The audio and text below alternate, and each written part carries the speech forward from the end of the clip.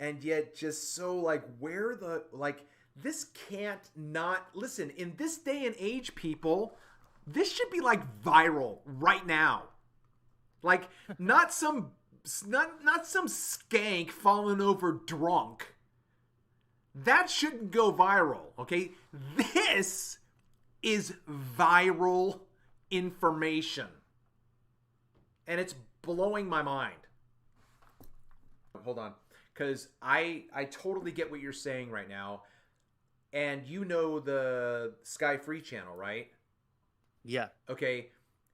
I believe they and you should talk because they, in my mind, as far as I have met them once and as far as I can tell about what they actually do and say, they are on the same page with you in terms of the level of their understanding of this discussion, right? But I want to see your information assist them because they do it in the microcosm, right? They do it at smaller, shorter distances, right? So that means that this should be easily done then, instead of having to go out with 10 boats on the Channel Islands and spending millions of dollars, right? We don't have to look out 22 miles. We can just get on. So Hold on. so I'm oh, sorry. okay. We don't have to look out 22 miles, right? That's why the whole Mount Canigou argument is superfluous. You shouldn't be talking about Mount Canigou because you can't even talk about 1 mile. You don't even understand how 1 mile works in your field of view and how much you can see, and you want to criticize Jay Tolan Media because, oh, predicting that this, he's off and all that bullshit, okay? You guys don't listen. And by you guys, I mean all of you trolls, right?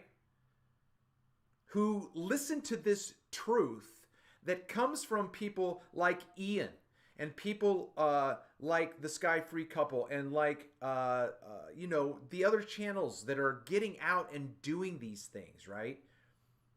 We're discovering things that people have ideas about, but those ideas are incorrect. And they need to be remedied. And we have the observations. We have the field hours.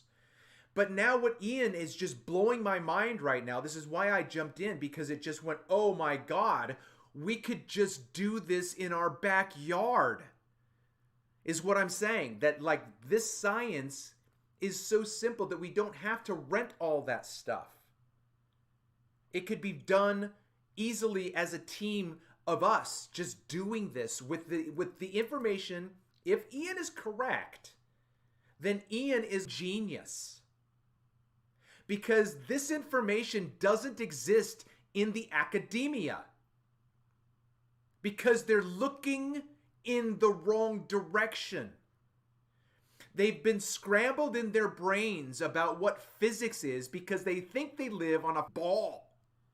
And so then they interpret their data according to that, and they are incorrect because they don't know what they're looking at. They don't know that it doesn't matter if there's a mirage or not. It's refracted every Correct. single time. They don't know that. They don't think about that. Andrew Thomas Young debunked the globe, and he doesn't even know it. I've said it on my channel. I'll say it again right now. I understood as an independent scientist, photographer, after a few years, I would say, I don't know exactly when the light bulb went on, and I was like, oh, I get this now, right? But I was picking pieces, like I was doing stuff brand new for me. Oh, Travis, don't you know there are papers on refraction, tippity-tap, blah, blah, blah, bullshit about stuff that you guys, you armchair scientists, you armchair physicists, you didn't read those papers. You didn't write those papers. You didn't study that information. And you're going to tell me that my thousands of hours on the field don't count? That's fascist. That's insane, you know? And you have people like Ian who's passionate about this. I'm passionate about this. He said this earlier when he jumped on. He's like, if I could make a living talking about refraction, I'd be the guy. I'd be like, me too. Yeah. This is exciting. This is beautiful. This is just glorious information. And Ian, man, I just want to thank you for this because you deserve that kind of appreciation.